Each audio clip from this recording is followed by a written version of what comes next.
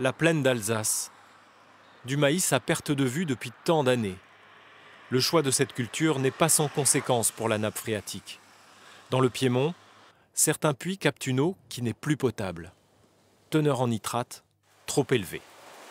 L'eau qui arrive des pompages dans la plaine arrive par ce tuyau ici et va se déverser dans la cuve que vous trouvez ici. Un peu plus loin, vous voyez l'arrivée des eaux de source qui vont se déverser également dans la cuve. En mélangeant quelque chose qui est chargé et peu chargé, on va retrouver un équilibre acceptable pour la distribution de l'eau. La responsabilité du maïs dans la pollution au nitrate est désormais clairement établie. Durant 8 ans, des analyses ont été réalisées sur différentes cultures en plaine d'Alsace. Le système de la bougie poreuse permet de contrôler la qualité de l'eau qui s'infiltre dans le sol. Et le résultat est sans appel. Ça nous a permis de démontrer par des mesures que, par exemple, après betterave, qui est une très bonne pompe à nitrate, on a des concentrations qui sont faibles, autour de moins de 20 mg de nitrate par litre d'eau. Par contre, après maïs, à ce moment-là, on a des concentrations qui sont en moyenne autour de 80 mg de nitrate par litre.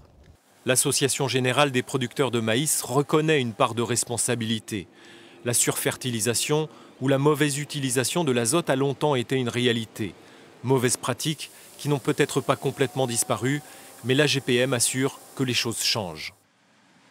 Je crois que le monde agricole aussi a pris très longtemps pour prendre conscience de ce phénomène, mais un grand travail de sensibilisation, de communication, d'information est fait au niveau des agriculteurs pour améliorer leurs pratiques, parce qu'aujourd'hui un agriculteur, avant il sortait une fois mettre son engrais et souvent loin avant le semis, mais aujourd'hui tous les agriculteurs sortent et mettent l'engrais en plusieurs fois pour respecter les moments d'utilisation de la plante. Mais la plante ne puise plus dans le sol dès le mois d'août. Plus rien ne retient les nitrates qui peuvent alors amorcer leur migration vers la nappe.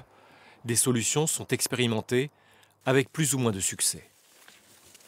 Nous essayons de semer un couvert permanent dans le maïs.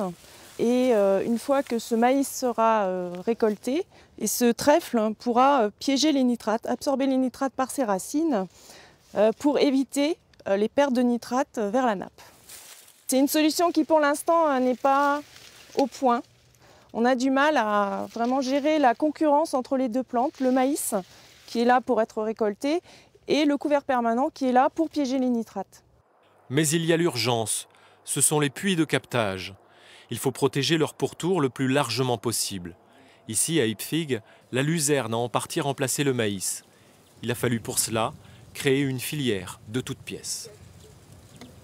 Aujourd'hui, on est des éleveurs qui valorisons l'herbe et il y a des céréaliers dans le secteur qui ne savaient pas la valoriser. Donc on travaille ensemble en partenariat et on récupère cette herbe dans ce secteur qui autrement ne serait pas valorisé.